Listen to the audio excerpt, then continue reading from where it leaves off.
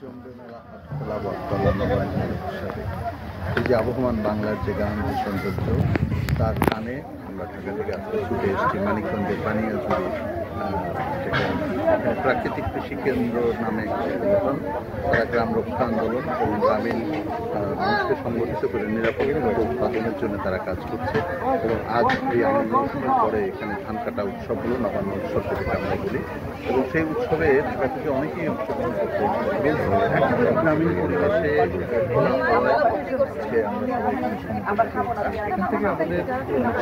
অনুপ্রেরণা হচ্ছে যে গ্রামগুলোকে জাগিয়ে তুলতে হবে। আমরা বাংলাদেশের খাদ্য নিরাপত্তার কথা বলি, কৃষকের সমৃদ্ধির কথা বলি, আমরা সোনার বাংলার কথা যদি বলি, যেভাবেই আমরা ব্যাখ্যা করি না কেন আমাদের এই মাতৃভূমিকে সুজলা সুফলা শস্য শ্যামলা এবং কলকুশলে যদি করে তুলতে হয় তাহলে আমাদেরকে কৃষকের কাছে আসতে হবে, গ্রামে আসতে হবে, প্রাণের আনন্দে সকলকে সম্মিলিত করতে হবে, সকলকে উজ্জীবিত করতে হবে এবং এই নবান্নের উৎসব আজকে ছড়িয়ে দেওয়া দরকার। বকুলতলা কিংবা শহরের কোনো একটা হোটেল রেস্তোরাঁয় নবান্নের উৎসব হচ্ছে, আমরা সেটার বিরোধিতা করছি না, কিন্তু সত্যিকারের উৎসব আসলে মাটির কাছে। সত্যিকারের উৎসব করতে চাইলে মাটির টানে মাটির কাছে আসতে হবে এবং প্রাকৃতিক কৃষি কেন্দ্রকে আমরা ধন্যবাদ জানাই যে তারা আজকে মানুষকে সংগঠিত করছে।